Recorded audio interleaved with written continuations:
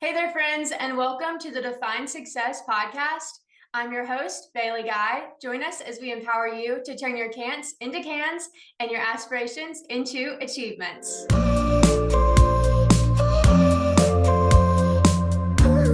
Hi, everyone, and welcome back to the Define Success podcast. I'm Bailey Guy, and I'm super excited for our guest today. This is Miss Heather Adams, and she is one of my AOPI advisors for my sorority, and so we are sorority sisters. And so, hi, Heather. I'm so excited that you got to join us today. Hey, Bailey. I'm so thrilled to be here. Yeah, so I will go ahead and read Heather's bio. So, Heather Adams is a 25 plus year publicity and communications veteran. As the founder and CEO of Choice Media and Communications, Heather leads an impressive all female team as they serve preeminent voices in publishing, lifestyle, entertainment, business, and faith based arenas. Heather has previously served marquee thought leaders and change agents, including President Jimmy Carter, John Maxwell, Robin McGraw, Bob Goff, Candace Cameron Bure, and The Bachelor's Lowe. She has launched over 100 New York Times bestsellers and has secured clients coverage in a host of major elite national media outlets such as The Today Show, Good Morning America, People, Forbes, 60 Minutes, and so much more. Heather is the host of the Make Me Known podcast, where she teaches entrepreneurs her best communication strategies and lessons, and she donates her time as a 25-year plus advisor to Alpha Omicron Pi. She is also a wife and mom with two teenage sons who keep her thrilled and busy cheering from the sidelines of the baseball field or basketball court. Thank you so much, Heather, for being with us. Of course. I'm thrilled to be here. Congratulations on your podcast. Thank you. I'm very, very excited. I know, I bet you are. That's And great. so if there's anything else that you would like to share about yourself, if there's anything that I missed in your bio, you can go ahead and share and just kind of introduce yourself. Sure. I would just say, Bailey and I are connected because of our sorority. I have been a member for 30 years and an advisor for 25 of those 30. And it is important to me to pass the baton backward to women who are coming behind me. And so that's why it's such a privilege to be here today. So any hard-fought wisdom, lessons learned, insights, tips, and tricks that I can share with your community, I'm glad to do it. Awesome. And everyone who's not an AOPI, Heather is the bomb. So she's iconic, and everybody in AOPI knows who she is because she's so iconic. We all want to be Heather. So.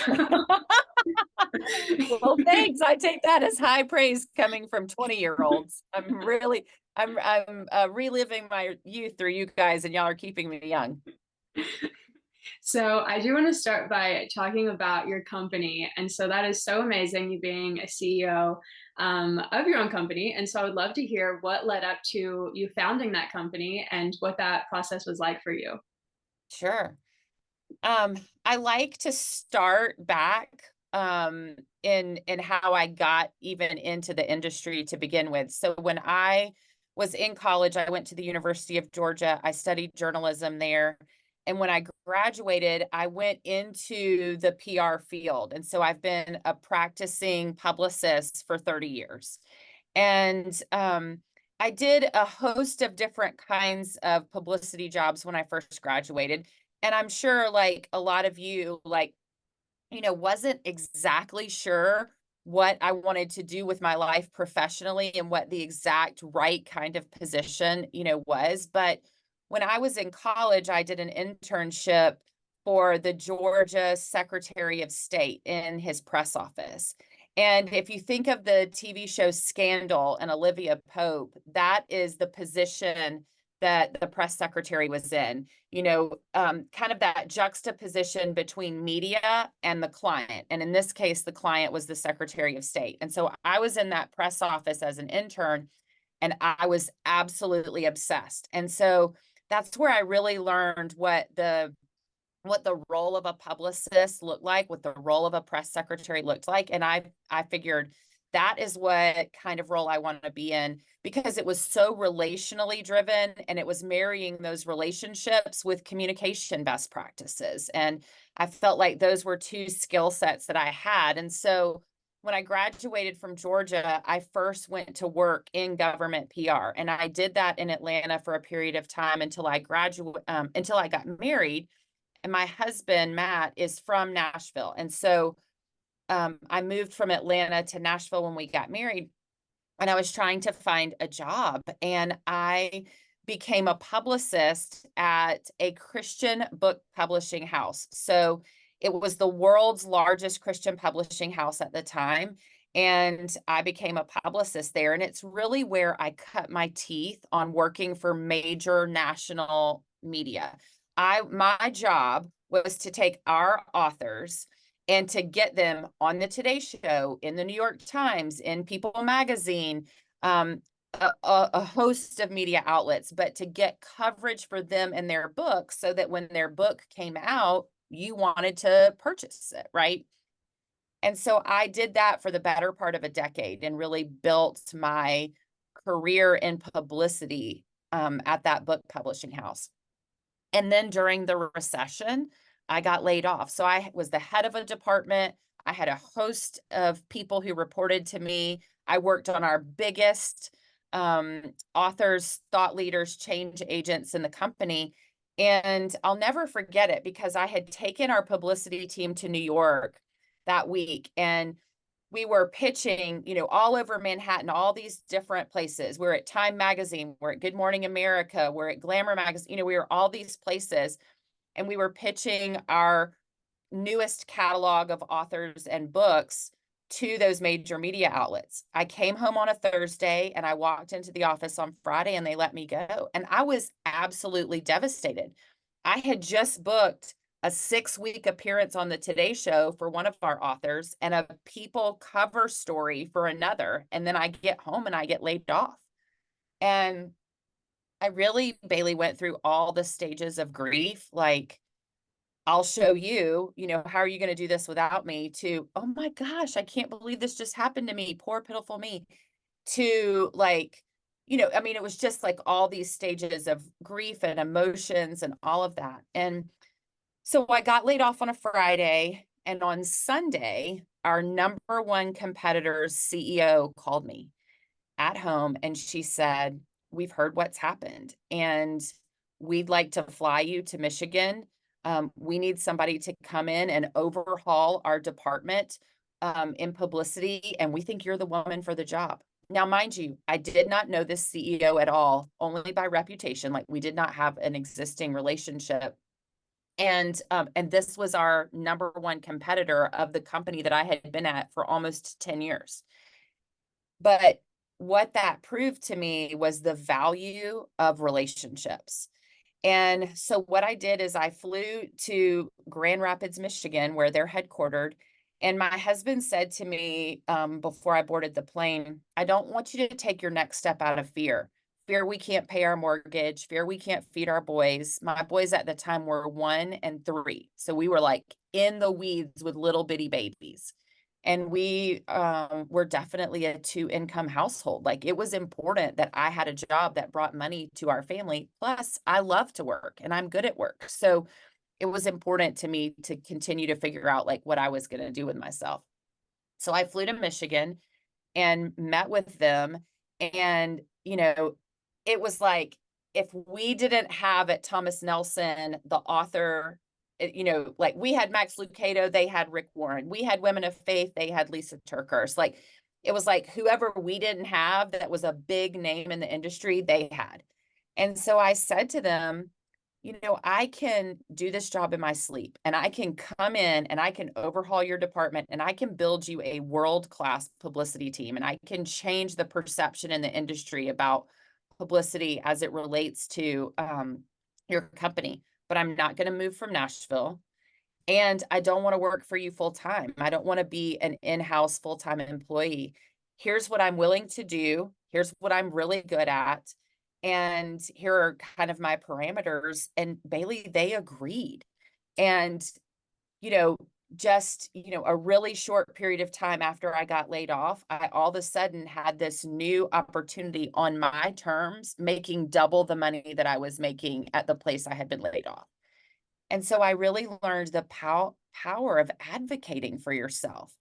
Now, you know, obviously when I was 22 years old and had just graduated from Georgia, I couldn't go and negotiate for all of those things because I didn't have the experience at the time. But all these years later, I did. And I learned how to, really advocate for myself. And I also learned that when someone has a problem that you have the solution for, they are willing to pay you handsomely and bear in mind your parameters in order to get your assistance. And so that is really how Choice began. It all started with me running their department as a consultant.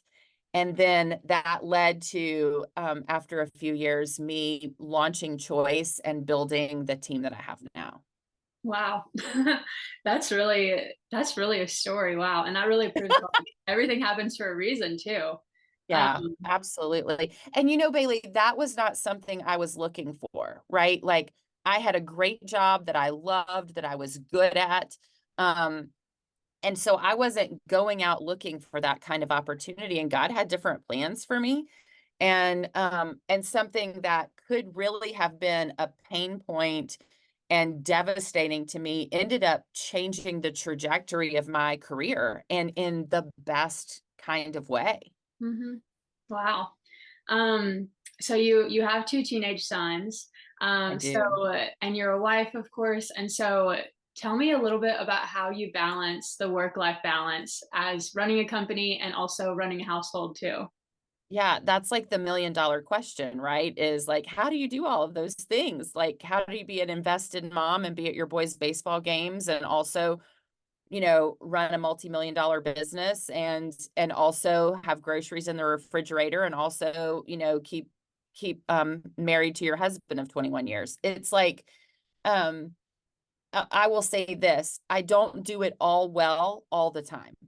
I think what I have learned is balance is like a myth. I I think of it when you think of balance, to me, it's like somebody walking a tightrope and you're constantly trying not to teeter off of one side or the other. And it just seems like as women in particular, we're set up for failure in that regard. So I like to think of it as kind of a dynamic. Like think of a pie and like different slices of a pie, right? I have my mom's slice and my CEO slice, my mentor slice with AO pie, right? I have my taking care of my body and my own health. That's a slice of my pie. There's all these different slices.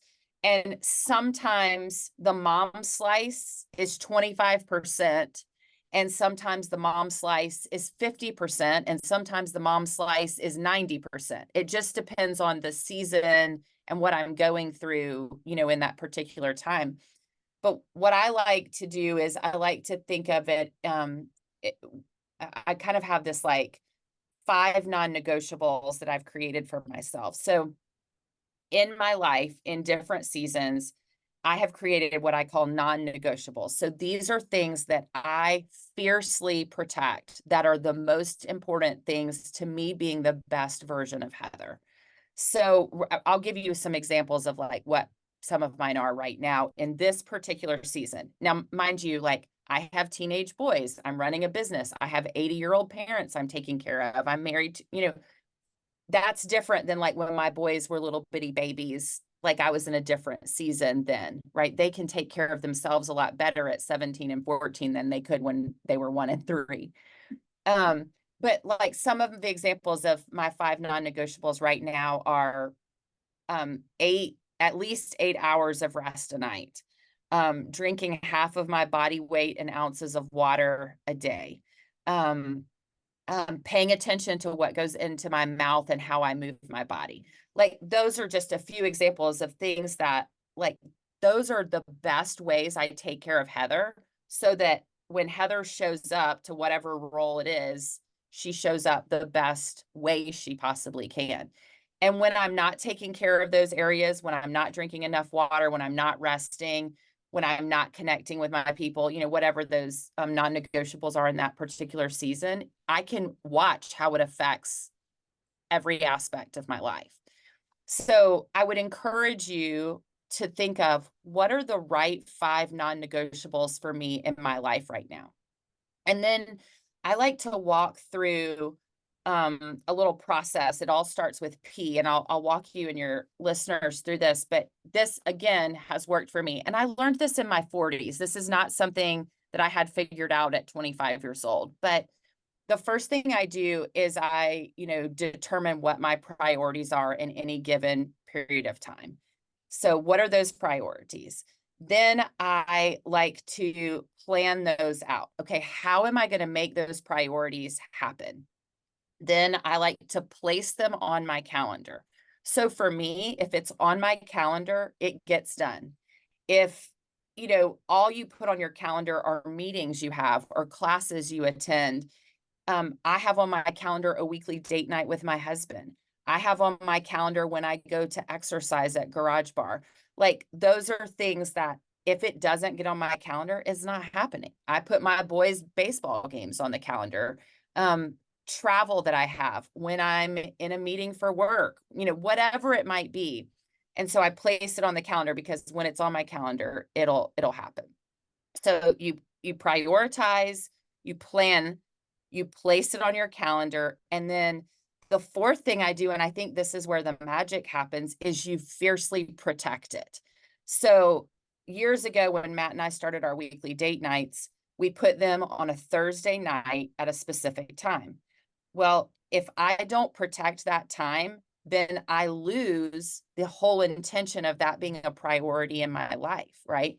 So if every time something comes up, we sacrifice that time and we're like, oh, we can do it another night, or, oh, we'll do it next week instead of this week, then that defeats the point of Matt and I having a weekly date night because we're not protecting it. So those are little things, those 5 non-negotiables and those 4 Ps, the prioritize, plan, place, and protect, are things that I have learned, and honestly, the hard way, on how I have this work-life dynamic work for me. And one other thing I'll say too, Bailey, that I think is important is wherever I am, I try to be present in that particular moment, situation, or event. So for example, tonight, Dixon, our oldest, who's 17, has a baseball game. When I am at the baseball game, I am all in as Dixon's mom. I'm not on my phone answering calls or scrolling email or social media. I am invested as Dixon's mom. I am cheering for him. I am videoing when he goes up to bat or when he pitches or whatever it might be. Like I am all there. When I'm in a client meeting, let's say I'm in New York with a client and we're, at a media interview, I am all in with that client and I'm not doing things so, that are distracting or taking my time away from that client. So I try to be really present in whatever situation I have prioritized on my calendar so that it's not distracting to me to try and be all the things to all the people simultaneously. Yeah.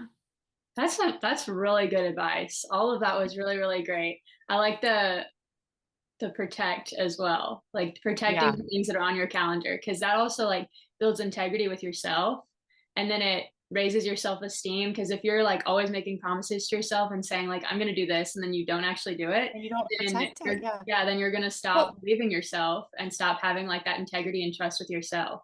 Absolutely. And let me tell you, for women in your season in particular, when you graduate from college, one of the things that nobody ever tells you is that your friendships become so much harder to navigate and nurture when you graduate. Because when you're in college, you're together all the time. You live together, you're going to class together, you're in the sorority house, you're attending events, whatever. And proximity helps you a lot.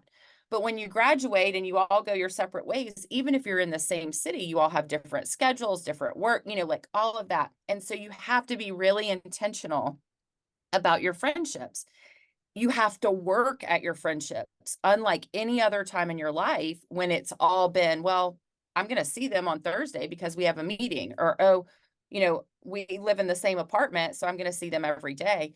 And this, that's what I would say about the protection. So let's say friendships are really important to you. If you don't put it on your calendar and protect it, then that girls' night is never going to happen, you Mhm. know, because you're just like, oh, we'll see each other at some point, you know, and then you end up just being texting friends.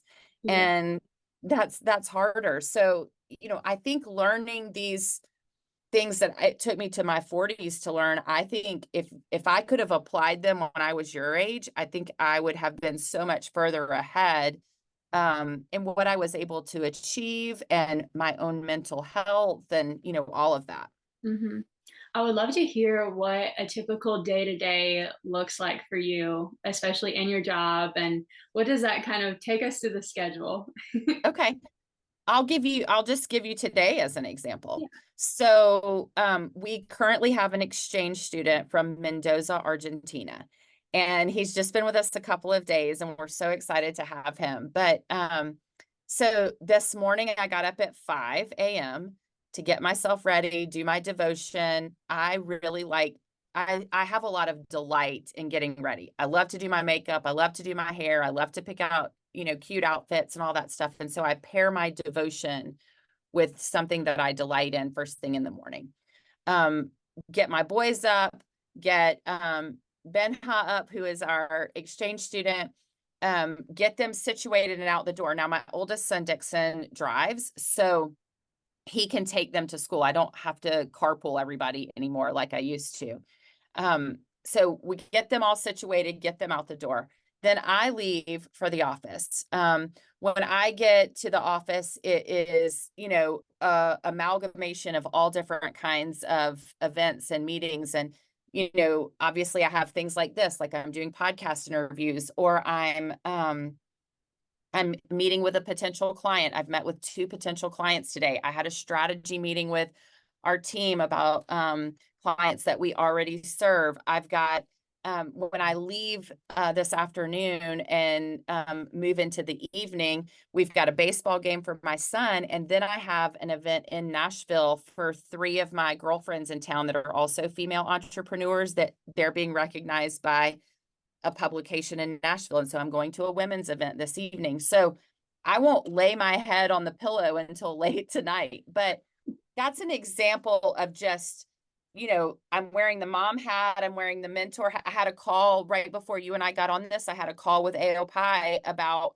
some training that they need me to do with some other schools outside of MTSU. So it's like, I'm constantly kind of pivoting through my day with those different pieces of the pie that, you know, are parts of my life, but it's just busy all the time. I did take, and I will say I do this well, not every single day, but 90% of my days, I take a lunch and I left and I went and got outside and I was by myself. I was not on my phone. I was eating something good for me. Like, so I try to make sure that there's that margin built into my day for moments like that so that I'm able, again, to like show up as the best version of Heather. Yeah. So if you had nothing to do for a day, which probably doesn't happen very often, but if there was a day where you just had nothing going on, how would you spend that day? What a great question. Um, I think I would start in the morning with a cappuccino and a book. And I'd probably do my devotion first, and then I'd probably spend a little bit of time reading, like in absolute quiet, like a quiet house in the morning in particular, when nobody's up yet. It just, you know, gives me a lot of joy. And so I think I would start that way. Um, I would probably find, you know, some way to get out of the house, whether that's going and shopping or having lunch with girlfriends or, you know, something like that. And I think I would end my day having like a really beautiful meal around a table with my family that I prepared. I get a lot of joy and really, you know, just satisfaction in general in nurturing my family and the people that I love. And I love gathering people around a table. So like last Saturday, we took our boys to Arrington Vineyards, which is a local vineyards near us. And we had this huge picnic dinner and the weather was perfect. And it was just the 4 of us and we were spending really good time together. Nobody was on their phones, all of that. Like, that those kinds of moments with my boys who I don't have a lot of time with before they leave for college, those are my people, and I love pouring into them and spending time with them. One other thing, and you're going to think I'm crazy when I say this, is I really love to clean. And so I get a lot of joy out of and satisfaction out of like a really immaculate home. And I don't get to do that a lot myself because I'm constantly going. So like changing the sheets on my bed, cleaning and, making sure that everything is really pretty, putting fresh flowers out. Like when I'm by myself and I don't have anything going on, cleaning like that, I don't know, that's so weird, but I just get a lot of satisfaction. Love cleaning. That's cool. I like cleaning too. It's very like stress relieving and relaxing. It's so Um, therapeutic. it If is. I'm really, really stressed, Bailey, this is something that I don't know if I've ever told anybody this or not, but if I'm really, really stressed and I have a lot on my plate and I need to like decompress and calm myself down, I iron cloth napkins. Because like a cloth napkin on an ironing board and you can starch it and you can get it like just pristine, it's like so calming to me. It's like folding laundry. Like I don't want to put the laundry up. Somebody else better do that because that's too much of a task for me. But like washing and folding laundry, ironing like cloth napkins, it's just so decompressing to That's funny. me. Whenever I'm really like overwhelmed or stressed out, I'll clean my whole room. Yeah. I'll set a timer for like 30 minutes and see how much I can clean in that time. And then Well, you really, see immediate satisfaction, right? Like your room was messy and then all of a sudden it looks a lot better. And I always say physical clutter equals mental clutter. So when it's your physical environment is not cluttered, like it brings you a lot of benefit, mentally. hmm so going back to sort of the beginning of your time with Choice, and even just like, through the time that you've run the company, what are some of the challenges that you've overcome? Or if you had to go back and do it all differently, like what would you change or anything like that? Like what's something you've learned or had to overcome in that process? Yeah. Um, oh my gosh, so many things. How much time do you have? Um, I would say, one thing that you have to overcome as an entrepreneur is loneliness because in the beginning, you start out and you're really, everything to everybody. You're wearing 10 hats. You're the salesperson getting business in. You're the marketing person promoting the business. You're the customer service person taking care of the client. You're, like you're the financial person doing spreadsheets and paying bills. Like, in the beginning, you have to be everything to everybody, and that's exhausting. And as you build a team, well, even in the beginning, when you're making decisions, you feel like, how am I responsible for deciding this? Like, is somebody else going to check me? Is somebody else going to give me some opinions? Like, I'm the only one that gets to make this decision. And then as you start growing and building and leading a team, there's other people, working with you, but they're not, if you're the owner and you're the one with all the skin in the game, then they don't have the same motivations that you do, right? And also you don't tell them every single thing, that every decision that you're making. You don't, like I go to my team for a lot of things, but at the end of the day, the buck stops with me. Like this is my business. And so it's really isolating and lonely at times, even when you're surrounded by a team of people. And so that's something that I wasn't prepared for as somebody who's super outgoing, definitely an extrovert, definitely thrive off of, that relationship with other people. Being the CEO, being the founder is isolating, lonely work at times. Not always, but a lot. Um, and I would say challenges, I mean, I've been in business. In June, it'll be 10 years. So we survived a pandemic and I didn't have to lay a single person off. In fact, that year we doubled our revenue in the business. And I look back at that and I'm like, how did that happen? It was March of 2020. I was on spring break with my family and we were in Rosemary Beach. I'll never forget it. I was sitting on the bed in the rental house that we had rented for spring break, and I had my laptop open and I was on speakerphone with my CFO, who was helping me figure out, okay, like, how do we plan for this? What is the worst case scenario? Well, in March of 2020, none of us had any idea that the pandemic would last as long as it did. But we had clients in all different aspects of business. So, and they were all in crisis simultaneously. So instead of one client having a hard time and us needing to, point our attention to them, every single client was in crisis mode, in triage. And they were all for different reasons. We had a client who had a book releasing that we had been working on for a year, and we had events planned and major national media happening and all this, and all of a sudden the world is shut down. How do we launch a book when the world is shut down? We had a client who was a speaker, and every single speaking engagement she had for the remainder of the year had been canceled because nobody was having events. So she had just lost all of her revenue for the remainder of that year. We had nonprofits who had fundraising events to fund their nonprofit, and all of a sudden all of those events are canceled. How do they still get donors to contribute, especially when people are locked down in their homes and they're afraid? So it was like all these different examples of people in crisis, and we're trying to figure out how to triage and address those. That was a huge challenging season, but it also changed the trajectory of our business because of the way we changed the business as a result of that pandemic. And so I think it's all in your perspective and how you look at it. And I look back and I'm like, you know, crisis breeds innovation, and we were definitely in a crisis, and then we were trying to figure out how are we going to survive, and that's where we were really innovative. Wow, yeah, that's amazing that you didn't have to lay anybody off during that time, because I know it was a miracle, Bailey. It really was.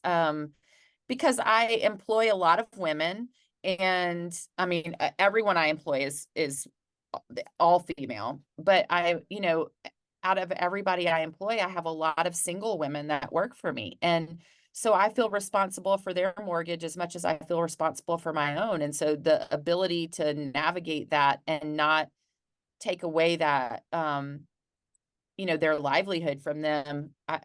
I mean, I look back and I'm like, thank you, Lord, that we were able to, get on the other side of that. yeah. Wow, I can't even imagine that. And when you were talking about the speakers, because I want to be a speaker, Yeah. that's what I want my career to be. And I remember thinking during that, I was like, what are all the speakers doing? Because every conference, every convention, everything is canceled. And It's so they all had canceled. to do a lot of virtual events. But that's Right. a Well, and learning. it took a hot minute for people to pivot to virtual events because nobody was doing anything like that. It took a minute for media to start doing virtual interviews like we're doing right now on Zoom. That was a new concept for a whole lot of media that required you to be in person, pre-pandemic. And so it took a minute for everybody to kind of pivot, but we've seen a lot of benefit come out of that post-pandemic because the access, the willingness to be flexible in a virtual environment is a lot more accepted now. Yeah, I mean, I remember the first time that I tried to use Zoom, which ended up being my first day of college because I graduated high school in 2020. Yeah. My last day of high school was March 13th, 2020. I remember it still. Oh my It was gosh. Friday the 13th, and we never went back to high school after that. And so my whole senior year, like, well, not my whole, but the last couple months of my senior year were just poof Yeah, and gone. graduation, prom, all the Yeah, like no prom. milestone moments. It was crazy. And so, and then I start school that August. I'm a freshman in college, and all my classes are online. And so I had to figure out how to use Zoom. And I remember on my first day, my very first day of college ever, and all my classes are on Zoom, and I'd never used Zoom before. And I had a panic attack because I was trying to figure out Zoom and had no idea what I was doing. And my mom came home from work, and it was like a whole thing Oh my goodness. because I was I like, can I can't figure out understand. Yeah. Zoom. And now Well, I'm and you're doing the also not podcast on able to Zoom. connect with people as deeply. Like Mhm. you're missing that social interaction with people, which our bodies physically need, so that was hard for everybody too. Yeah, but it's crazy to me now that I was so overwhelmed about Zoom. And I remember for the first 2 weeks probably of college, I was like, I don't know if this Zoom is gonna work. Like, I don't know if I trust this. I don't know how to log in. I don't know what I'm doing. I don't know if Yeah, this is gonna work. I had no faith in it whatsoever. And now I'm filming a podcast on Zoom. there you And go. so We've it come is a kind long way in four of, yeah. years. Yeah, it's crazy. It's crazy how that has happened. And really, I mean, I'd say that's probably one of the blessings of the pandemic was that it really, even though there was a huge learning curve, it did open the door for more ways of accessing people and talking to people and connecting, especially through Zoom. Because now, now people, I even see like on the news, they'll use Zoom to have somebody interviewed on like their news segment, which is really cool that, you can hear from more voices now than you could before. Just really Yeah, well, and I think it even the playing field too, Bailey. Like, I think about women in particular that were running all kinds of businesses from home in a virtual environment, and nobody thought that you could run a business, a serious, like successful business from your home. cool. And then everybody starts working from home, and everybody's like, oh, like it's fine to run a business from home. Like it just, I feel like it evened the playing field, and it destigmatized what this virtual work environment could really look like. Hmm.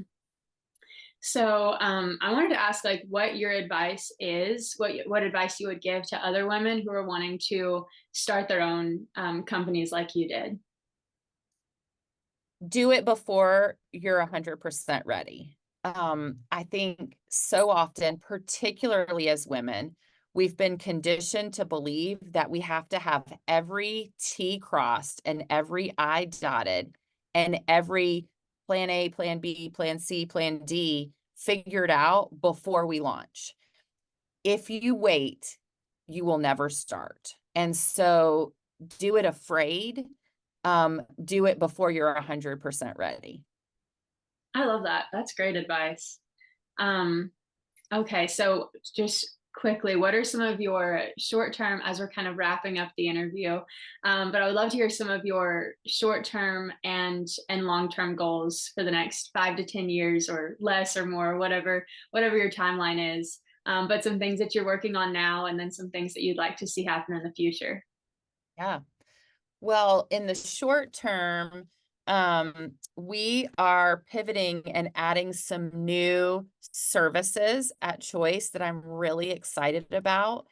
And my hope is that it will, because we're launching these and we're making them accessible, particularly to small business owners, female entrepreneurs, that it will equip them sooner. Our retainer to work with us is pretty hefty, and a lot of people can't afford to do that kind of work with us. And so we've launched a new initiative that's a lower cost way to work with Choice, where you're still getting our expertise, our authority, our competencies, all of that, but you're able to do it in at a lower threshold of entry, right? And I'm really excited what that's going to do for females who are just starting out their business, and serving them, because I remember what that was like when I was starting out my business.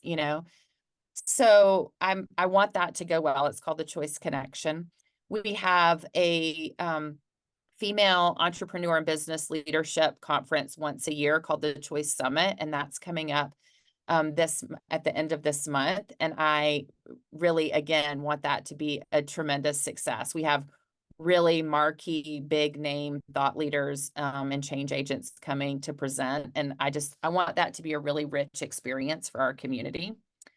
Um, and and just personally, I have a 17-year-old son who is a junior in high school, and we are navigating the college selection process. And he's a baseball player who will play baseball in college.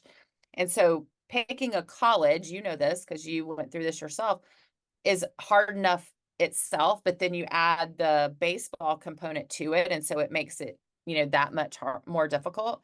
And, between now and the end of this calendar year, he will likely determine where he's going to school when he graduates. And so I just am praying for God's provision and clarity and discernment as we navigate that process and help him kind of figure out, the trajectory of where he's going. Because as you know, and I'm sure your listeners know, that's really the first big decision you make as an adult is like, what are you doing after high school?